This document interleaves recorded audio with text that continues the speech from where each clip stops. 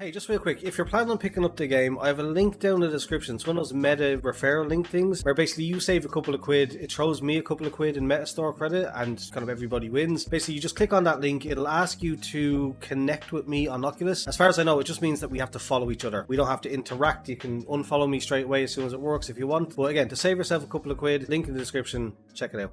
What's going on, people? Welcome to 137 Works, and today you're just going to be watching a time-lapse of a piece that I did last night, and I just thought it was very funny because I've already seen some people paint some huge things using the fire extinguisher and everything, but I thought, you know, thinking outside the box a little bit, what if we went teeny tiny? Now, I can go smaller, but I was messing around, testing some recording settings and all that kind of stuff, and I had the idea to just kind of like try and do a quick little mini sketch just to test the performance and the recording and the frame rate stuff. And as I started doing it, I was like, oh, this is actually pretty kind of cool. So I just kept on going. I ended up painting a full piece with like a fade and some bits and bobs and doodads here and there in the 3D or in the fill-in and stuff. So it ended up being a full little piece, but it's hilarious because I was just doing a tiny little thing to test out the recording, and it ended up being in the size of the whole like subway station wall. It's this tiny little section, which when I pan out and I show the pictures and stuff like that at the end here in the edit, you'll see it's just a tiny little piece, but it's all got all the details. And if you're wondering, if you watch the kind of time lapse and you see all the amount of undos that I have to do, it is very finicky, it is very detail oriented to try and get the lines perfectly at that kind of scale and stuff. So yeah, it was just very tricky to get all those details at such a small scale. Anyway, that's just what you're going to be watching on the screen. I'm just going to throw this in early because I feel like I owe it to the developers, because if you haven't seen yet, in my first video where I do a full walkthrough of the game and kind of paint a full kind of simple piece and show off the whole process, I spend a lot of time complaining about the performance. And while I do kind of say I'm sure this is because I'm recording, I hadn't been able to confirm that because it was literally my first time. I wanted to give a full raw live reaction to kind of everything that the game had to offer in its early access state. So yeah, I did give the caveat that it was probably because I was recording, but I couldn't say for sure. I am just here to say now that it absolutely is just because I was recording. The Oculus Quest 2 just unfortunately doesn't have the most powerful processor in the world, and just the combination of recording at 1080p 60 FPS, the highest bit rate that you can do in the settings in Oculus and stuff like that, it's too taxing. So just with the default settings in combination of Oculus and the game, how the game looks graphically, it just wasn't able to do it essentially, and so it was just very kind of chuggy and laggy when recording. But I'm happy to say that I am working on a video for next week now. For my next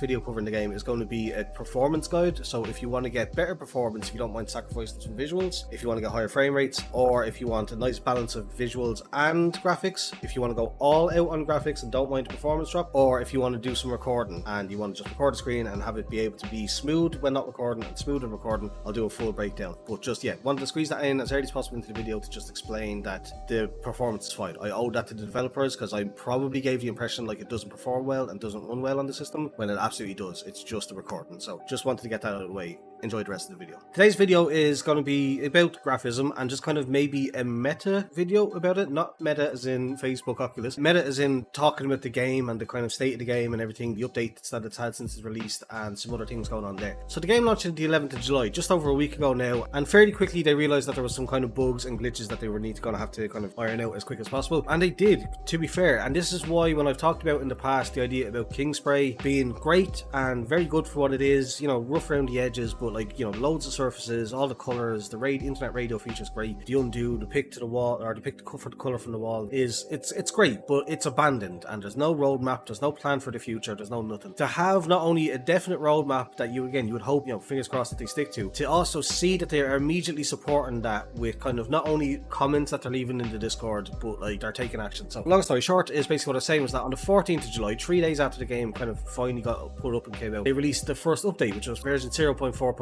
And already what they fixed was you can no longer crash the train on the subway station. So that used to be a thing. I think you used to be able to literally hold out your hand onto the like in front of the train, and it would like cause the whole thing to derail and glitch off down into the track and stuff like that. Like, it was funny. It was a harmless little bug. It's grand, like, but they fixed it. There's also now a message right when you open the hub. You used to be just looking at the wall with the Graffism tag on it, but now when you walk in, you're pointed at the wall with the Graffism tag, but there's a little kind of welcome message which shows you the basics about how to change some of the settings and the camera and how that works and stuff like that. So that's kind of handy. The bug that I experienced actually in the video that I recorded last week, and I'm wondering, some of these are bugs that I actually experienced in the video. So considering I was pretty much the first person to make a video about the game outside of the dev team, like a full in-depth video, and I experienced these bugs, I wonder if watching my videos is what kind of put them onto that and be like, oh, that's something that we need to change or fix or whatever. That would have been very cool if I was able to in some way help out, contributing to fixing some bugs and kind of pointing out some issues that get fixed. So the bug specifically in question is the one where you walk into the art gallery. So when you first load in that little room, you've got your place where you can customize your character to your left, the TV over to your right, and the art art gallery straight ahead where you can print off photos and hang them up at whatever size and scale that you want and stuff. I encountered a bug where I walked in, didn't read the full message in time. I then accidentally pressed the I'm stuck button, which teleported me back into the other room, and then the message was gone. So I couldn't read how the gallery worked, and I wasn't sure exactly what it actually did or how it functioned or whatever. So they basically made it so now that the little message when you walk into the art gallery stays there until you manually close it. So that's pretty cool. Something that I didn't notice, but recent colors and usage tracking. I don't know what the usage tracking is for, whether they were tracking it anyway, so they implemented it into the UI for some reason. But they apparently previously didn't work with the markers and the fire extinguisher, only with the spray paint. This update has now improved that and kind of brought them all in line all together, where they all kind of contribute to that. So next up then we have some problematic invisible walls have been replaced. I got excited for this because I thought that meant that they'd fixed a very common issue that is a known issue, and they are working to fix on it, is when you're on a ladder or if you are walking up the stairs and either physically sitting or crouching or you've pressed the crouch button, the stairs in the rooftop map, if you want to paint up the stairs on that little side of the wall there before you reach the top, any kind of movement, kind of like moving your head, just seems to push it away from the stairs, so you can be in the middle of a line and you just drop down. The more common one that people have been finding though is the ladder. As part of the tools section, you've got a little step ladder that you can use. The step ladder has that same effect. So if you're standing on one of the steps and you start to lean, it pops you off, and again the line that you're doing will just come down with you as you fall, because there's no way to predict exactly when it's going to happen. It's very irritating, and again it's kind of a common issue, known issue that they have addressed in some comments on Discord. But again, this isn't intended to fix that specific issue. That's kind of just what I thought of immediately when I read it. But again, it is a known issue, and they do plan on fixing it kind of in the future in another update, so that's kind of cool. They've added a confirmation screen, just a little message saying, "Are you sure?" to the load function. I would like to talk about that for a second. The load function just seems to load the last save state of whatever map that you're on. There doesn't seem to be a way to pick a specific one. Like in Kingspray, again, you load up your piece on the thing, you press play, and then that loads up that instance of that piece. It's a way of saving it for come back later. The save feature in Graffism as it is now just seems to be, it saves the current state, but like, you know, if you haven't played in a couple of days or a week or whatever like that, and you've forgotten what was the last thing that I did here, it will load whatever that last state was. You just no way of knowing that. Like I did it on the rooftop map. Since I cleared that or like loaded in again after restarting the game and stuff like that, and I'd started and I was like, okay, let me press load real quick. I can't remember what I was trying to do. I was trying to do something else, but I pressed load to see what would happen, and it loaded in the green piece from the first video that I did, like the whole kind of level state from that little section that I did there, which again was cool. It was nice to see that piece in person and in scale in VR again. Yeah, it's not the way that I do it. I don't know if they addressed that. It's probably something that I'll have to ask in the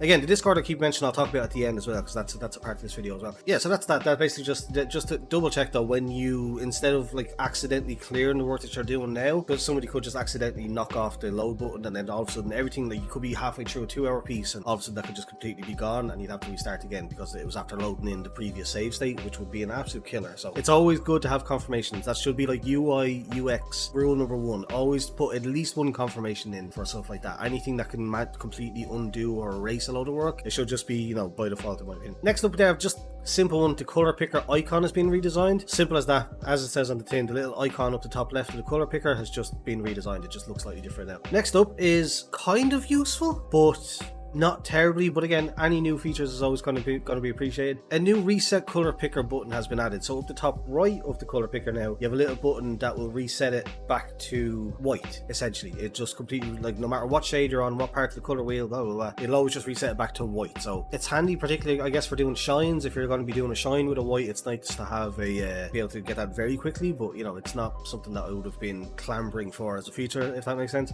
Right, second last on the list here, we have collision with objects in the main menu is now disabled. Hadn't noticed that being an issue. I'm not really sure what exactly that fixed or what that addressed, but I guess some people were bugging out or glitching through, like kind of getting caught in objects or something like that, maybe. I don't know. If it was a previous issue, it shouldn't be now. They've disabled it. Lastly, and kind of the biggest one from this kind of relatively small update, because to be fair, it's more of a little patch bug fix kind of update than a, you know, big feature rich update by all means. Again, the next one isn't due to next month, so it shouldn't be a surprise that that's the case. It's a cool one. The paint shop tab in the spot selector makes it clear that you need to select an object before the go button becomes inactive. So in that first video that I did, I only showed off 2 of the available 3 spots, and of the, you know, the third spot, the warehouse, has 3 different surfaces that you can paint on. The kind of box truck thing, the container, and a couple of art easels with canvases on them, different size, kind of horizontal and vertical and stuff. I didn't even get to cover those because I just didn't think about it. I thought they were just like coming soon, they were grayed out. If you remember how it was when the game first launched, the menu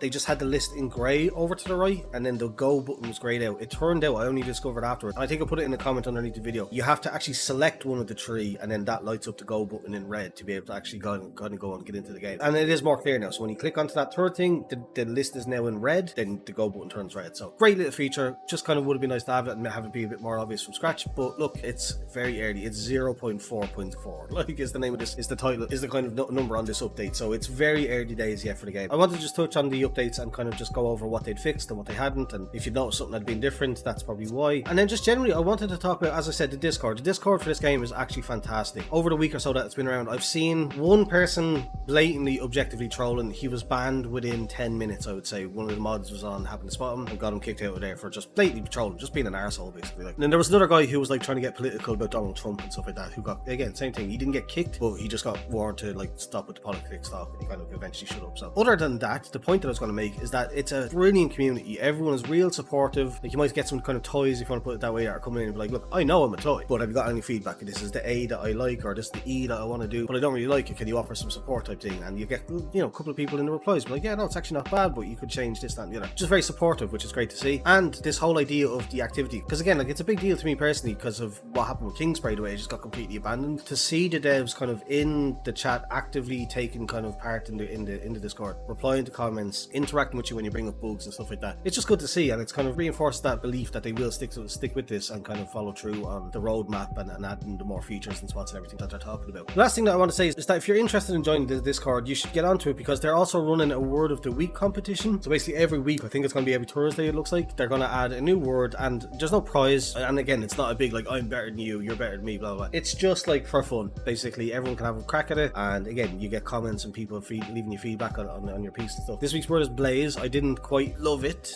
but I gave it a quick try there last night. Knocked out something quick. I've got a better sketch somewhere here that I want to kind of have a crack at if I get more time. But yeah, I did a quick one to enter myself. But it's definitely, again, it's stuff like that. The word of the week. They're putting on like kind of little things to do and stuff like that. They're getting involved. They're being active, and it's just good to see. It's just knowing that the game is that kind of support there from the developers. So yeah, I don't know how interesting this was. I just wanted to do something with that footage that I recorded of making this teeny tiny little piece, which I thought was very funny. Yeah, I know that's kind of a longer video to talk about a very basic patch update, but again, I wanted to keep covering this game, just keeping it kind of relevant and in people's minds, and more content on it on YouTube is always good. So I do just kind of plan on covering updates for this game as it comes out. If there's stuff to actually show off in the game, obviously I'll do a live recording, put the headset on, and kind of like, you know, oh, here's a new can that they've added, or a new cap, or a new system, or whatever it might be, a new spot. Obviously I'll show off the new spot, but in this case it was just some basic bug fixes and kind of quality of life updates that I can just read from the page. So yeah, that's all I want to do there. So that's it. If you enjoyed it, please do leave a thumbs up, subscribe if you're new here. Thanks for watching, and goodbye.